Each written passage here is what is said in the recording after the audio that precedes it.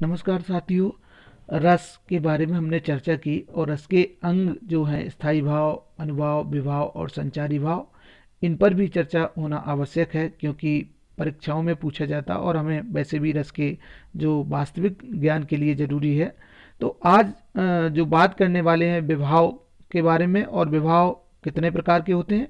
विभाव होते हैं दो प्रकार के, आलम्बन विभाव और उद्दीपन विभाव। ये सारी चर्चा अपनी बड़ी चर्चा होगी, डिटेल में चर्चा होगी। लेकिन इससे पहले यदि आप इस चैनल पर नए हैं और चैनल को सब्सक्राइब नहीं किया तो कृपया चैनल को सब्सक्राइब कर लें। और अब बात करते हैं विभाव के बारे में। साथियों, स्थायी भाव का उद्बुद्ध करके विभावन के योग्य बनाने वाले कारणों को ही विभाव कहते हैं। कविराज विश्वनाथ जी के अनुसार रत्याबोध का लोके विभावा काव्य नाट्यो, अर्थात लोक में रति आदि स्थायी भावों के जो उद्बोधक हैं वे ही काव्य नाटक में विभाव कहे जाते हैं। विभाव की अनुपस्थिति से रस की अवस्था का निर्माण संभव नहीं है। कह सकते हैं कि रस संभव नहीं। विभाव दो प्रकार के होते हैं, आलम्बन विभाव और उद्दीपन विभाव। ध्यान रखें, आलम्बन विभाव और उद्दीपन विभाव। पहले आलम्बन विभाव के बारे में बात करें। जब रस के बारे में बात कर रहे हैं उस समय जिसके प्रति भाव उत्पन्न होते हैं वह आलम्बन विभाव होता है। और बहुत स्पष्ट हम देख सकते हैं, उदाहरण के लिए श्रृंगार रस में जैसे श्रेष्ठ गुणों और रूप से युक्त नायक अथवा नायिका हो तो वो आलम्बन विभाव है, अर्थात जिसके प्रति भाव उत्पन्न हो वो आलम्बन विभाव है। श्रृंगार रस की बात करें तो नायक और नायिका जो है उनमें श्रेष्ठ गुण है, रूप है जिसके कारण आकर्षण है, तो वह आलम्बन विभाव होगा। अब बात करेंगे दूसरा विभाव, उद्दीपन विभाव। उद्दीपन विभाव को हम ये कह सकते हैं कि परिस्थितियों जो पैदा करने वाले हैं, अर्थात उद्दीपन विभाव उन सभी वस्तुओं, कारण और क्रियाओं को कहते हैं जिससे स्थायी भाव और अधिक तीव्र एवं उद्दीप्त होता है।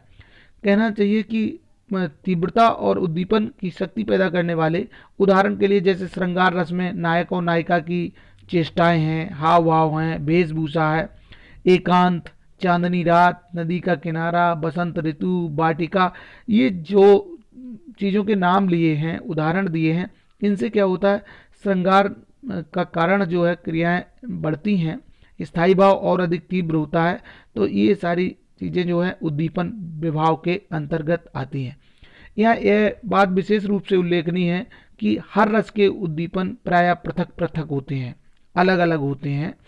उदाहरण के लिए जैसे वीर रस को ले लें तो वीर रस में वीरों की हुंकार, शब्दों की झंकार, रणवाद्यों की ध्वनि उद्दीपन विभाव के ही उपकरण है। अब हम दोनों को, आलम्बन और उद्दीपन विभाव को स्पष्ट करने के लिए एक उदाहरण लेते हैं। उदाहरण है, सौमित्र को घननाद का रव अल्प भी ना सहा गया, निज शत्रु को देखे बिना उनसे तनिक ना रहा गया, रघुवीर से आदेश ले युद्ध अर्थ में सजने लगे, रणवाद्य भी निर्घोष करके धूम से बजने लगे। अब यहाँ पर जो आलम्बन विभाव है वो क्या है, आप देख ले। इस जो पद्यांश हमने पढ़ा उसमें मेघनाथ आलम्बन विभाव है, इसका गर्जन एवं रणवाद्यों का प्रबल घोष वो उद्दीपन विभाव है। इन्हीं दोनों विभावों से वीर रस की उद्दीपन हुआ, अर्थात वीर रस पैदा हुआ।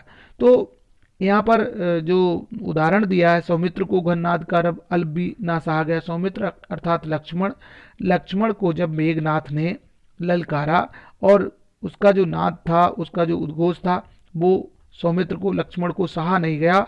निज शत्रु को देखे बिना उनसे तनिक ना रहा गया। और अब वो अपने शत्रु मेघनाथ का सामना करने के लिए तैयार हो रहे हैं और वो बिल्कुल समय गंवाना नहीं चाहते। रघुवीर से आदेश ले युद्ध अर्थ में सजने लगे और वो श्री राम से आदेश लेकर युद्ध के लिए तैयार होने लगे। रणवाद्य भी निर्घोष करके धूम से बजने लगे। तो एक तरफ मेघनाथ है, मेघनाथ का जो है वो उसका प्रस्तुतिकरण है वो आलम्बन विभाव है और उसके वाद्य यंत्र है वो उद्दीपन विभाव है। ठीक इसी तरह लक्ष्मण के लिए भी हैं। तो दोस्तों, ये कैसा लगा विभाव के बारे में जानकारी? अगर जानकारी अच्छी लगी हो तो शेयर करें और चैनल पर नए हों तो चैनल को सब्सक्राइब करें। आपने वीडियो देखा, वीडियो देखने के लिए धन्यवाद। कृपया शेयर करें और कमेंट्स बॉक्स में ज़रूर हमें सूचित करें।